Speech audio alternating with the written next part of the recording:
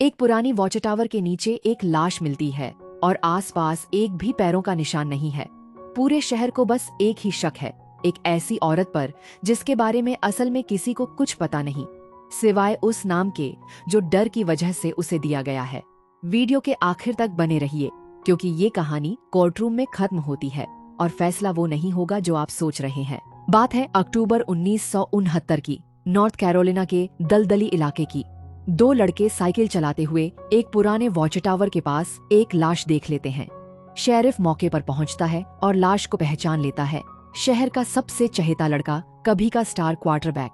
लेकिन कुछ बात खटक रही है। टावर तक जाने या वहां से आने के कोई पैरों के निशान नहीं है, न उसके न किसी और के।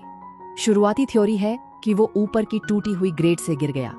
शेरिफ को ये हादसा नहीं लगता। पोस्टमार्टम रिपोर्ट भी उसकी शक की पुष्टि करती है। जो चोट लगी है वो तभी लग सकती है जब वो पीछे की तरफ गिरा हो, यानी हो सकता है किसी ने उसे धक्का दिया हो। रेलिंग पर फिंगरप्रिंट्स गायब हैं और उसकी जैकेट पर एक अजीब सा लाल रेशा चिपका मिलता है। अब ये हादसा नहीं, कत्ल लगने लगता है। उसी रात लोकल ढाबे में बैठे पुलिस वाले सुनते हैं कि पूरा शहर एक ही औरत को शक की नजर से देख रहा है, जो अकेली दलदल में रहती है। उसका असली नाम किसी को नहीं पता। लोग उसे बस मार्श गर्ल कहते हैं और उन्होंने पहले ही तय कर लिया है कि गुनहगार वही है। जब पुलिस उसकी झोपड़ी में तलाशी लेती है तो वहाँ एक लाल टोपी मिलती है, बिल्कुल वैसी ही जैसे रेशे जैकेट पर मिले थे। पता चलता है कि इस औरत का नाम काया है और जब से तलाशी शुरू हुई है वो जंगल में छिपी हुई है। कुछ दिन भागने के बाद आखिरकार जब वो नाव से भागने की कोशिश करती है तब पकड़ी जाती है। शहर पहले ही अपना फैसला सुना चुका है। काया को जेल भेज दिया जाता है और लोगों की नाराजगी खुली दुश्मनी में बदल जाती है। लेकिन एक रिटायर्ड वकील उसका केस लड़ने का फैसला करता है ताकि उस जूरी के सामने उसकी बेगुनाही साबित कर सके, जो उसे सिर्फ एक बुरे उपनाम से जानती है। इसके लिए उसे काया की पूरी जिंदगी की कहानी जाननी होगी। कहानी 16 साल पीछे चली जाती है। काया उसी दलदली घर में बड़ी होती है, एक हिंसक बाप और 4 बड़े भाई बहनों के साथ। एक एक करके सब घर छोड़ देते हैं। बाप की मारपीट बर्दाश्त नहीं कर पाते। पहले माँ जाती है, फिर बाकी भाई बहन, और आखिर में वो भाई भी चला जाता है जो काया से सबसे ज्यादा प्यार करता था। जाते जाते उसे कहता है कि जब भी खतरा लगे दलदल के सबसे गहरे हिस्से में छिप जाना। अब लगभग अकेली रह गई छोटी काया अपने बाप से बचना सीख जाती है और उसे एक अनजान दोस्त मिलता है, एक लोकल लड़का जो पहले उसके भाई से मिलने आया करता था। एक दुकानदार जोड़ा भी उसका ख्याल रखने लगता है। उसके इकट्ठा किए सीप के बदले सामान देते हैं और चुपके से कपड़े भी। वो एक बार स्कूल जाने की कोशिश करती है, बाकी बच्चे उसका मजाक उड़ाते हैं और वो फिर कभी वापस नहीं जाती। फिर उसका बाप भी गायब हो जाता है और अब काया बिल्कुल अकेली रह जाती है, एक बच्ची जो दलदल में अकेले अपने दम पर जीना सीख रही है। साल बीत जाते हैं। बचपन का वही लड़का अब बड़ा होकर वापस आता है और इस बार वो सच में उससे बात करता है। वो काया को पढ़ना लिखना सिखाता है और पता चलता है कि काया में गजब की काबिलियत है आसपास के जीव जंतुओं को बारीकी से समझने की, जिसे वो अपनी ड्राइंग्स और नोट्स में उतारने लगती है। दोनों को एक दूसरे से प्यार हो जाता है, लेकिन जब उसे कॉलेज में एडमिशन मिलता है वो चला जाता है, वादा करके कि हर साल आतिशबाजी वाले दिन वापस आएगा। वो नहीं आता।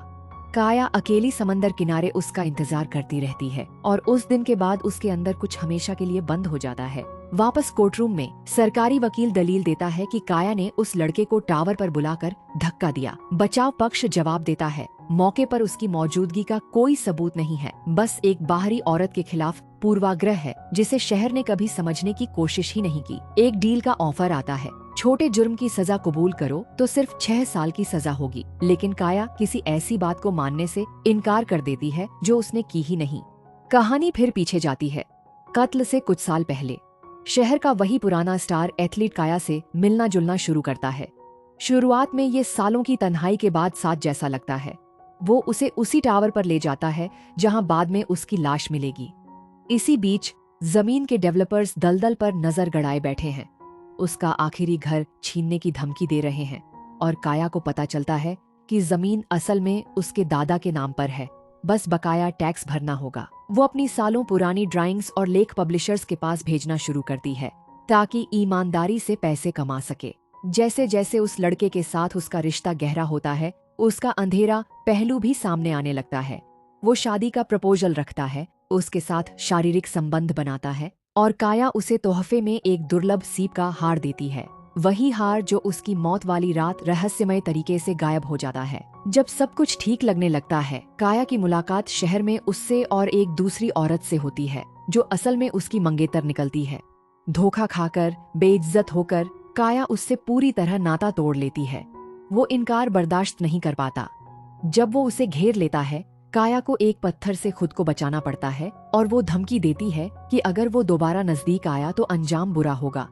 ये धमकी एक राहगीर सुन लेता है जो बाद में कोर्ट में उसके खिलाफ गवाही देता है। इसी दौरान बचपन का प्यार कॉलेज से वापस आता है। उसके चेहरे पर चोटों के निशान देखकर हैरान रह जाता है और आखिरकार पूरी बात जान जाता है। वो रिश्ता सुधारने की कोशिश करता है। अपनी वही लाल टोपी उसे देता है, बिल्कुल वैसी ही टोपी जिसके रेशे कत्ल की जगह पर मिले थे। उसने वो टोपी रखी या वापस कर दी, ये केस का सबसे बड़ा अनसुलझा सवाल बन जाता है। जिस हफ्ते कत्ल होता है, पूरा शहर देखता है कि काया एक पब्लिशिंग मीटिंग के लिए शहर से बाहर जा रही है। उस रात उसकी एक डिनर मीटिंग रिकॉर्ड में है और अगली सुबह भी एक मीटिंग। सरकारी वकील दलील देता है कि वो चुपके से बस पकड़कर वापस आई, 1 घंटे के अंदर कत्ल किया, हर सबूत मिटाया और किसी को पता चलने से पहले आखिरी बस पकड़कर निकल गई।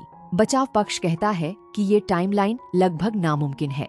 जूरी फैसला सुनाने बैठती है। जब वो वापस आते हैं, कोर्ट रूम हैरान रह जाता है। काया बेगुनाह करार दी जाती है।